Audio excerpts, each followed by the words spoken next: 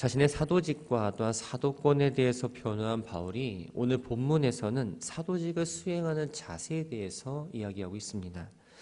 1절부터 6절까지 말씀을 보면 진실하게 자신이 예수 그리스도만을 전했다라고 이야기합니다. 1절을 보면 우리가 이 직분을 받아 긍휼하심을 입은 대로 낙심하지 아니하였다고 말하죠. 이 직분은 3장에서 언급되었던 바로 새 언약의 일꾼을 말합니다. 바울은 고린도에 1년 6개월 동안 머물면서 자비량으로 수고하고 애써서 교회를 세웠습니다. 그런데 지금 유대에서 들어온 거짓 교사들로부터 사도권이 없다라는 비방을 받고 또한 그들의 영향을 받은 미혹된 성도들로부터 사도권에 대해서 의심을 받았습니다. 자신이 세운 이 교회 성도들로부터 의심을 받는다면 어떤 기분일까요? 아마 대부분의 사람들은 아마 배신감과 또한 여러 가지 말할 수 없는 마음의 어려움을 겪을 것입니다. 그런데 바울은 결코 낙심하지 않았다라고 이야기하고 있습니다. 왜 그럴까요? 바울이 예수를 만나기 이전에 보면 복음을 믿는 사람들 또 교회를 박해하는데 누구보다 앞장서고 열심이었습니다. 그런 바울에게 하나님께서 사도의 직분을 맡겼다라는 건 하나님의 긍휼하심 아니고서는 설명할 수가 없지요. 그래서 낙심하지 않고 하나님의 은혜에 감사하며 하나님의 은혜만을 기억하며 비난하는 무리에 대해서 신경 쓰지 않고 복음을 담대히 전할 수 있었습니다. 2절을 보면 바울이 사도직을 어떻게 수행했는지 이야기합니다. 먼저 숨은 부끄러운 일을 버렸다라고 말합니다. 숨은 부끄러운 일이란 차마 드러낼 수 없는 뭔가 불명예스럽고 수치스러운 일을 말합니다. 바울을 대적하는 사람들은 율법주의자들이었습니다. 그들은 바울이 율법을 지키지 않는다고 비난을 했고 사람들에게 율법을 강요했지만 정작 사람들이 보이지 않는 곳에서는 율법을 지키지 않았습니다. 부끄러운 일을 서스럼없이 행했죠. 하지만 바울은 부끄러운 일과는 먼 삶을 살았던 사람이었습니다. 두 번째는 속임으로 행하지 아니했다입니다. 속임은 목적을 달성하고자 어떤 수단과 방법을 가리지 않고 모든 것들을 동원하는 그 파렴치함을 말합니다. 바울은 거짓 교사들로부터 성도들을 미혹한다는 비난을 받기도 했고 또 성도들의 속여서 성도의 재산을 탈취하는 사람이라는 소리까지 들었습니다. 그런데 실상 거짓 교사들의 모습을 보면 겉으로만 번지르한 이 거짓 교훈을 가르치면서 성도들을 속이고 또 교활하고 간교한 모습을 보입니다. 하지만 바울의 모습은 탐심을 버리고 이익을 바라지 않고 순수하게 복음만을 전했습니다.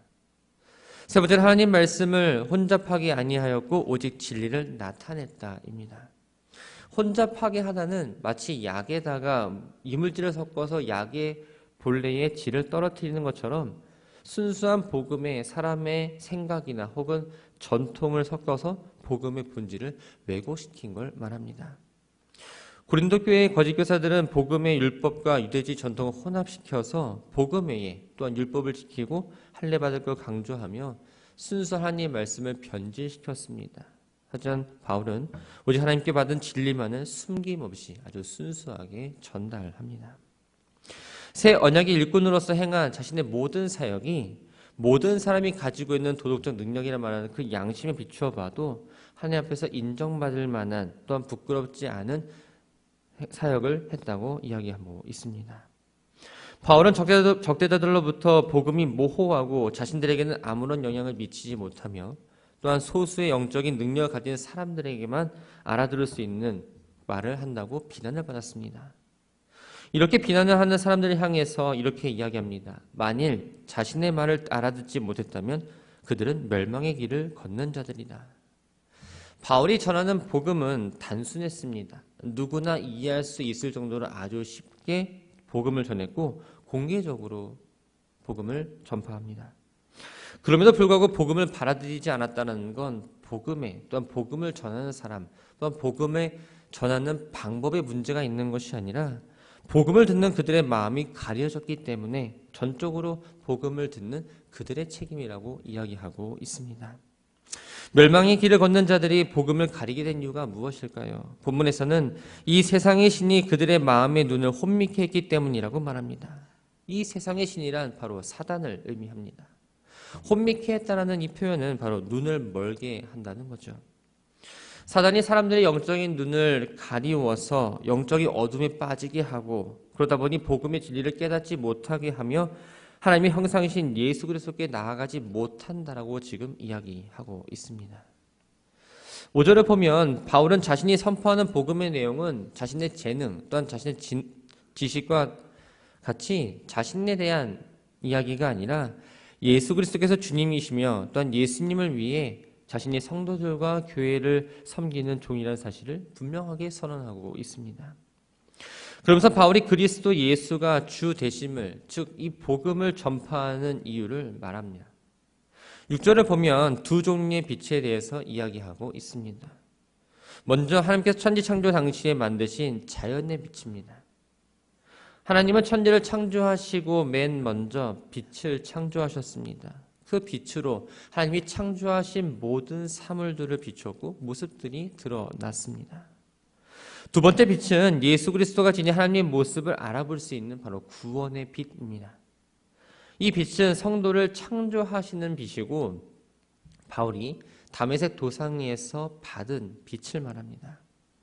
바울의 영혼이 비친 구원의 빛은 그를 덮고 있는 영적 무지를 어두움에서 몰아내게 주었고 예수 그리스도께서 바로 하나님이라는 사실을 알게 해주었습니다.